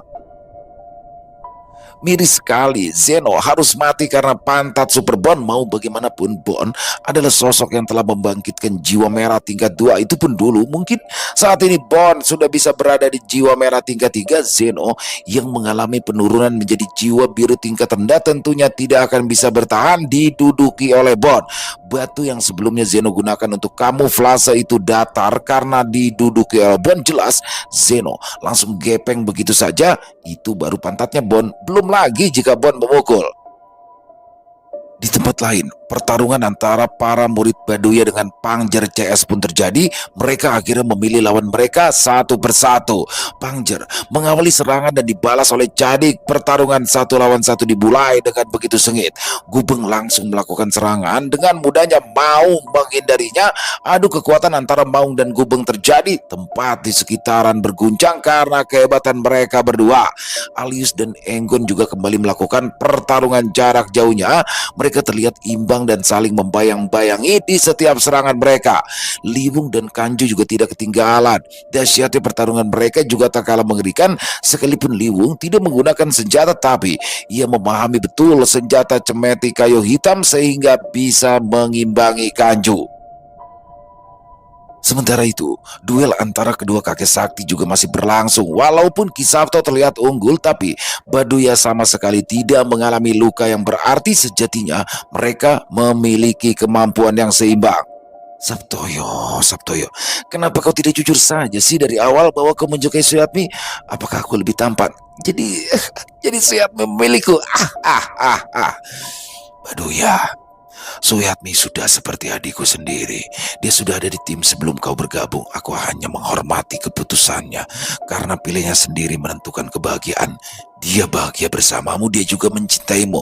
Teganya kau membunuhnya, Baduya. Oh, sudah aku katakan, Sabtoyo. Dia itu selalu menghalangiku. Dia melakukan itu karena untuk kebaikanmu, Baduya. Blar, slap, kobaran api menyambar dengan panas. Baduya masih bisa menghindarinya. Sabtoyo, Sabtoyo, sudah cukup. Jangan memaksa aku untuk melawanmu. Ingin rasanya aku mengabaikanmu, Baduya. Hah? Aku harus segera menghentikanmu, Baduya. Baik. Jika memaksa aku ya tidak punya pilihan lain, Sabtoyo. Niat ingsun ajiku sewu lelembut. Sas, energi hitam pekat yang busuk berkumpul. Bukan sebuah energi, tetapi itu adalah roh-roh yang terjebak yang dimanfaatkan oleh Baduya.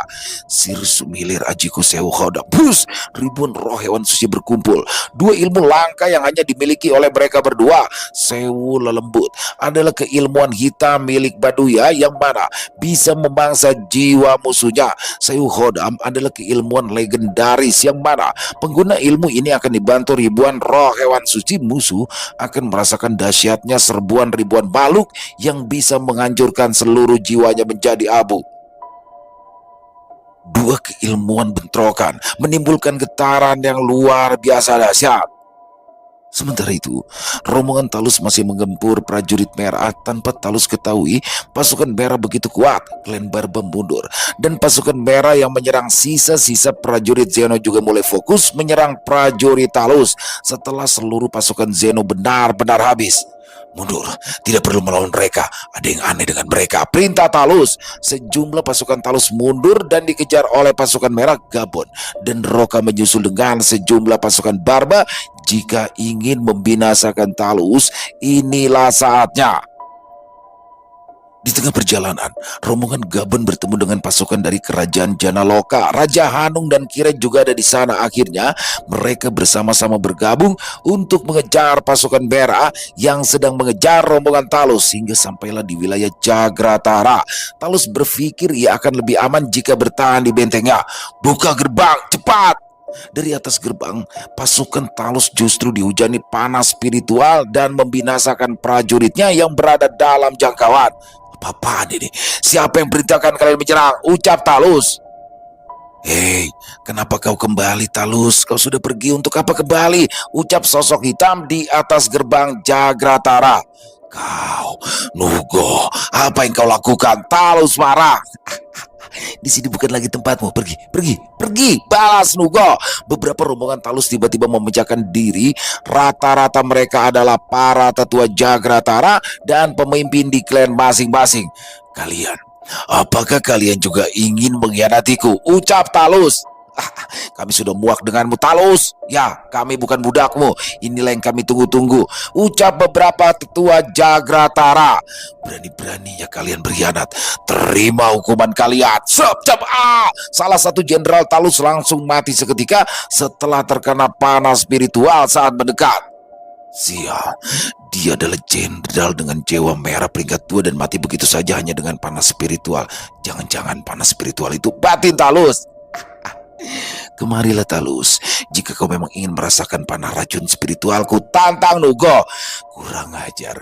Lihat saja kau, Nugo. Aku pasti akan membuat perhitungan denganmu. Kita pergi, kata Talus dengan marahnya. Namun saat Talus ingin berbalik arah, ia sudah dihadang pasukan merah yang mengejar. Membelotnya beberapa tetua Jagratara membuat pasukan Talus berkurang banyak, hanya menyisakan pasukan Talus saja dengan jumlah 2000 prajurit.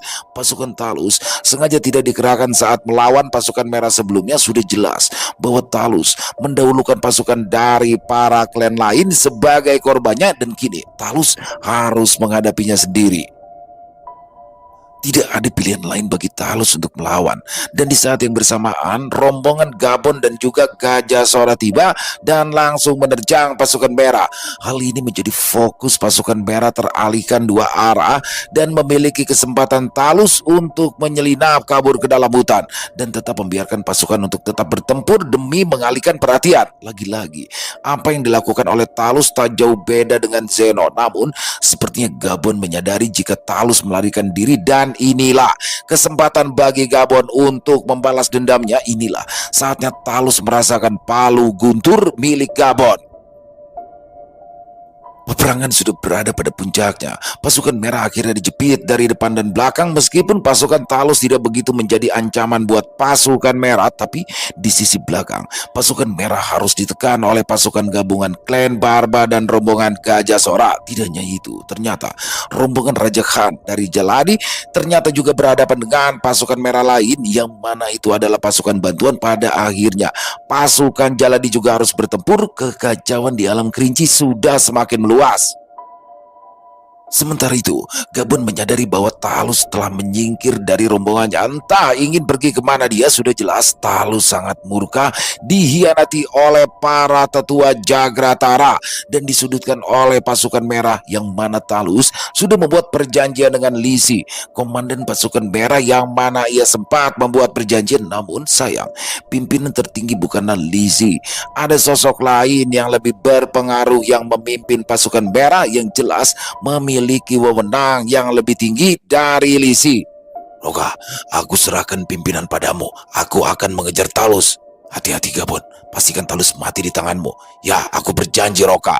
Gabon, seorang diri mengejar Talus untuk berjaga-jaga. Raka, anak perempuan Roka, mengikutinya di balik bayangan. Sementara itu Talus sendiri tidak tahu harus pergi kemana.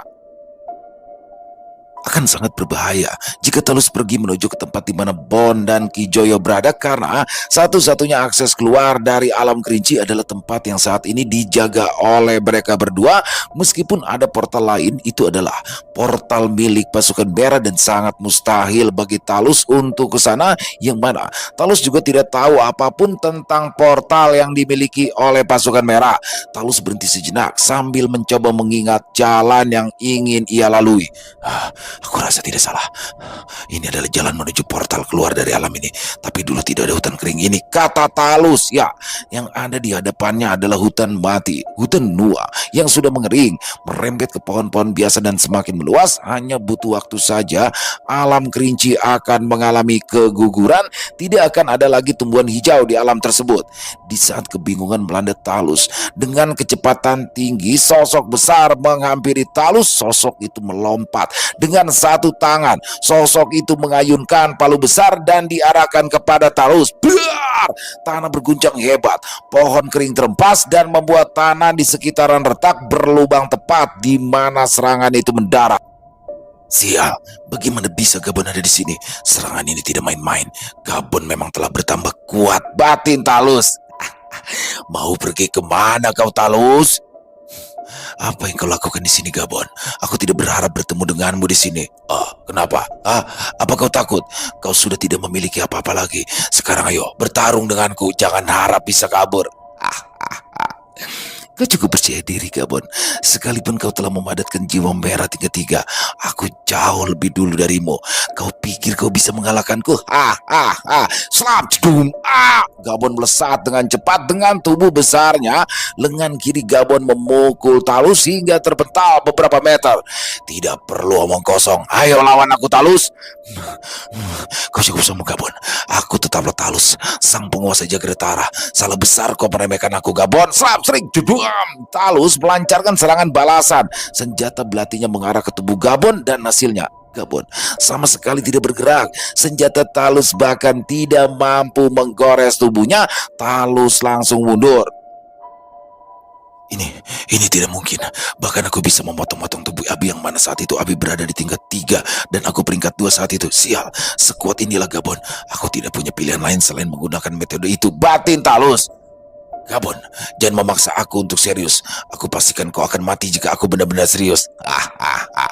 Jika begitu bunuh aku, seperti kau membunuh para tetua dari klanku. Ya benar, akulah yang membunuh para tua bangka itu dan aku menguliti mereka hingga mereka mati. Ha. Buah, das. Talus sama sekali tidak beranjak dari tempatnya. Dia menahan palu Gabon dengan kedua lengannya tanpa mengalami cedera. Talus tiba-tiba menjadi sangat kuat. Energi hijau kemerahan menyelimuti seluruh tubuhnya. Matanya bersinar hitam. Senjatanya diselimuti energi merah yang sangat mematikan. Satu serangan Talus membuat tubuh Gabon mengalami luka yang serius. Gabon bersimpu sambil memegangi lukanya. Sudah aku katakan, kau telah memaksa aku kali ini. Aku juga akan membunuhmu, Gabon. Ratusan atau bahkan lebih Talus lancarkan. Gabon benar-benar tidak berdaya. Kali ini ia berhadapan dengan Talus karena khawatir Raka memberitahukan anak buahnya untuk memberitahukan Roka dengan situasi yang sedang dialami Gabon. Luka di sekujur tubuh Gabon semakin banyak. Tubuh kuatnya tidak bisa menahan tajamnya senjata Talus. Senjata Talus menembus perut Gabon. Kini Gabon benar-benar di ujung tanduk. Sudah berakhir, Gabon. Seharusnya kau tidak mengikutiku. Seandainya kau bersama Roka, mungkin saja aku tidak bisa mengalahkan. Bodohnya kau menghadapiku sendirian. Sekarang terimalah. Ya, buar! Energi yang dahsyat keluar begitu saja. Tubuh Gabon yang biru itu berubah menjadi merah. Matanya menyala bagai api. Sekarang baru terasa nyaman. Ucap Gabon. Kau Bloodserker. Bagaimana mungkin? Talus sangat terkejut. Ya benar, Gabon telah mencapai kekuatan Bloodserker. Kini kekuatannya berkali-kali lipat dari sebelumnya. Inilah yang paling ditakuti oleh Talus. Slap! Talus langsung berlari begitu saja. Ia sudah yakin dirinya tidak akan bisa mengalahkan Gabon dalam kondisi Bloodserkernya. Gabon yang sebelumnya saja sudah sangat kuat, apalagi kini sudah meningkat beberapa kali lipat. Memang pengecut kau, Talus. Sapu bar! Talus terlempar terkena gagang palunya. Tunggu Gabon, kita bisa bicara. Cedum! Lengan Talus langsung putus setelah tersentuh palu Gabon. Cedum! Kedua tangan dan kaki Talus telah hilang. Kini sang penguasa Jagratara itu menjadi sosok yang menyedihkan. Kematian adalah hukuman yang ringan untukmu, Talus. Beros, kemarilah. Talus melotot ketakutan saat ia melihat anjing berkepala 3, bahkan Raka yang sekutunya sendiri sangat terkejut kala melihat sosok anjing besar itu. Gabon, kau tidak mungkin akan melakukan ini, bukan? Beros, kunyah dia perlahan ya.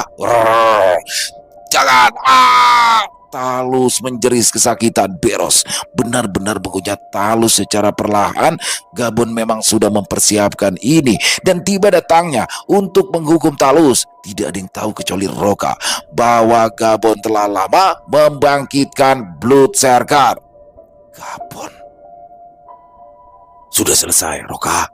Tanyakan saja kepada Beros bagaimana Talus mati. Balas Gabon dengan senyumannya. Tidak ada lagi dendam di hatinya. Gabon kini benar-benar tersenyum lega. Ia memandangi langit, mengepal satu tangannya dan meletakkan di dada, seakan memberitahukan langit bahwa dia telah membalas dendam para tetua sukunya. Dalam cadar hitamnya, Roka juga tersenyum. Roka, ya, setelah ini aku akan terus mengikuti penguasa singa terbang. Tugasku sudah selesai di sini. Bagaimana denganmu, Roka? Kemana lagi aku harus pergi, Gabon? Alam Kerinci sudah bukan lagi tempat yang bisa ditinggali di masa depan. Tidak ada tempat yang lebih baik daripada di dunia buku jiwa. Tentu saja aku juga akan mengikuti penguasa. Gabon dan Roka tertawa bersama. Dendam mereka telah terbalaskan. Sudah saatnya untuk mereka mendukung terus Tori, karena itu adalah sumpah mereka. Sementara itu, di mana duel kedua kakek sakti berada, Baduya dan Kisabto berduel dengan sama-sama imbang. Berbagai macam keilmuan mereka keluarkan. Sekalipun mereka imbang, Kisabto masih jauh lebih kuat daripada Baduya. Kisabto telah mengambil jalan kebenaran. Jedum!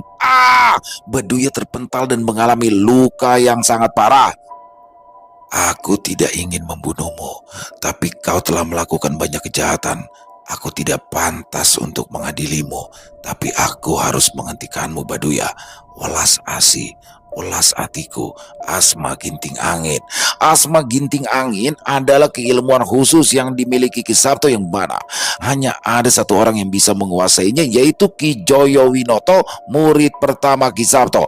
Angin berputar begitu dahsyat, 10 kali lipat dari apa yang bisa dilakukan oleh Ki Joyo. Slap, tiba-tiba saja Baduya lenyap begitu saja. Ki Sabto kebingungan mencari keberadaan Baduya. Beliau sama sekali tidak merasakan kehadiran Baduya lagi. Apa yang sebenarnya terjadi? Ki Sabto tidak ingin mengambil resiko. Beliau juga sudah cukup kelelahan dan hampir kehabisan energi spiritualnya. Pada akhirnya Ki Sabto merelakan Baduya kabur begitu saja. Lalu di lokasi Maung dan lainnya, dengan mudah mereka menandingi rombongan Kanju karena Maung dan lainnya sudah hafal dengan karakteristik senjata Raja Kayo. Sial, bagaimana bisa mereka terus menghindari serangan kita? Jadi, Gobang Alius, tidak ada pilihan lain. Ayo lakukan, pinta Kanju. Energi iblis yang pekat menyelimuti mereka berempat. Rombongan Maung sempat heran dan takut dengan energi hitam itu. Slabat! Hanya dalam sekejap, Maung, Enggon, Liwung, dan Pangjer harus mengalami luka yang cukup berat. Enggon pundaknya berlubang, Liwung kehilangan satu matanya dan beberapa luka di tubuhnya. Maung lengannya patah dan Pangjer mendapati luka di sekujur tubuhnya. Namun dalam kondisi mereka yang memprihatinkan itu, masing-masing dari mereka mendapatkan bisikan yang datang tak dari mana. Mereka saling pandang dan sepertinya mereka memikirkan hal yang sama. Mereka berdiri dengan sisa kekuatan mereka. Lihat. Sepertinya mereka sudah siap untuk mati. Ucap Cadik. Ya tunggu apa lagi? Ayo habisi. Kanju dan Gupeng, Cadik dan Alius sudah siap melancarkan serangan yang kedua kalinya. Tapi tiba-tiba saja senjata yang mereka gunakan tiba-tiba memberontak. Lalu secara refleks mereka melepaskan senjata mereka.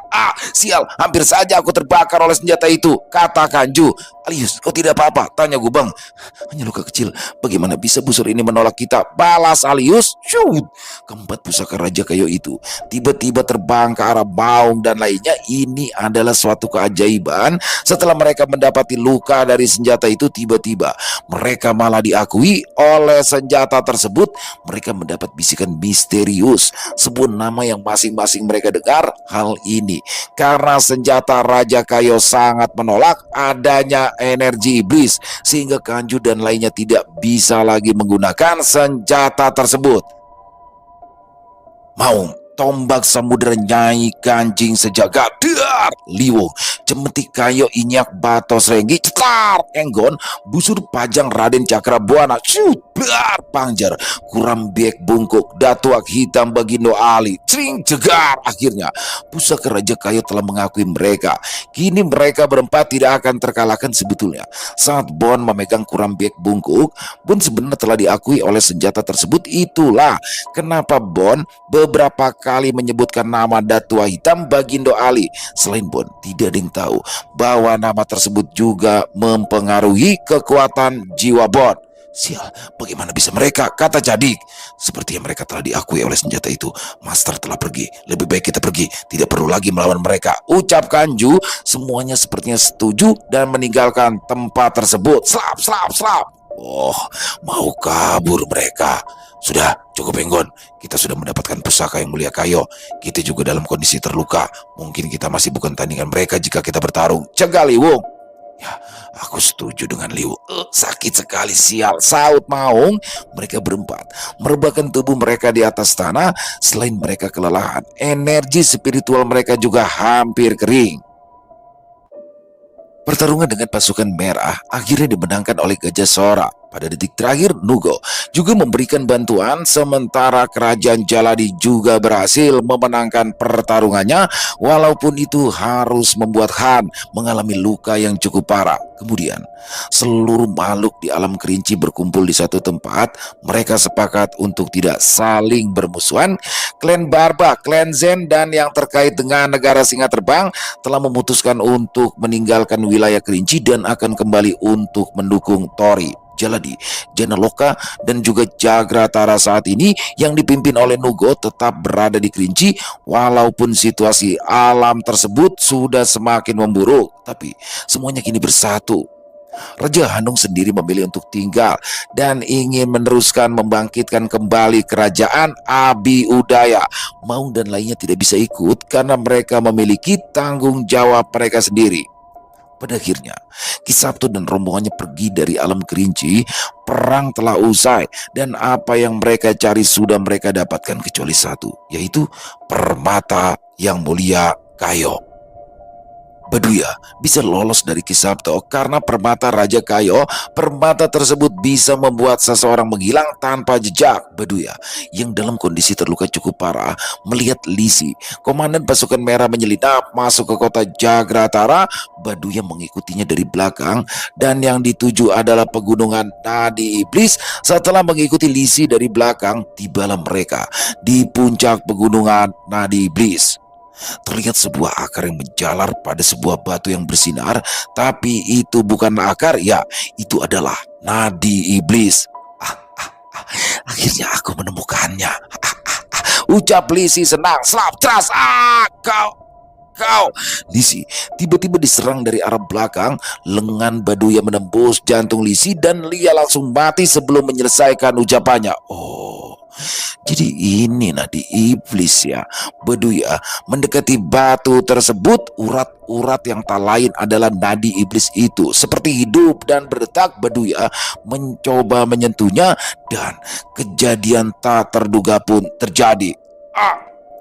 Apa ini? Sial, hentikan, sial!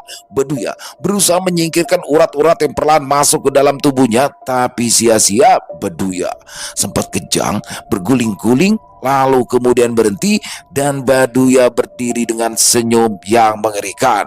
Nadi iblis telah bangkit.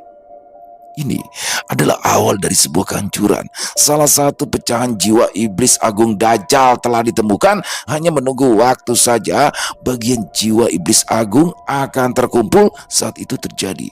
Tidak ada tempat bagi kalian untuk lari. Selesai. Wah, luar biasa kisah yang keren banget. Imajinasinya seorang Minka ya, ini luas banget ya.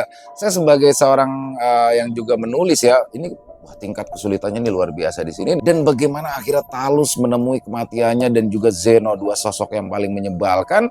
Tapi ya seperti biasa untuk Minka memberikan spoiler sedikit di ending bagaimana akhirnya sosok Baduya. Wah, sosok Baduya pasti kayaknya akan muncul lagi. Terima kasih kepada Sinta Diary ya atas izinnya untuk kami membawakan kisah yang luar biasa ini, dan semoga teman-teman para pecinta penikmat horor misteri terhibur dengan kisah barusan, terutama kepada para subscriber dari channel Ilo Entry. Dan buat teman-teman mungkin yang punya komentar lain, silahkan bisa menuliskannya di dalam kolom komentar ataupun hanya sekedar saling menyapa. Insya Allah kami akan menjawabnya satu persatu. Dan buat yang belum subscribe, silahkan diklik dulu dong tombol subscribe, jangan lupa lonceng notifikasinya dinyalakan agar teman-teman tidak ketinggalan untuk konten-konten yang akan kami upload di setiap harinya jam 12 siang untuk channel Ilo Entry. Di akhir kata saya Ilo mengucapkan permohonan maaf apabila mungkin dalam pembawaan kisahnya ada kata-kata saya yang salah ataupun ada kata-kata saya mungkin yang kurang berkenan. Saya mohon dibukakan pintu maaf yang seluas-luasnya. Sampai berjumpa lagi di konten kami besok jam 12 siang masih bersama saya Ilo di channel Ilo Entry. Salam sehat, sukses, bahagia semua untuk kita semua. Wassalamualaikum warahmatullahi wabarakatuh.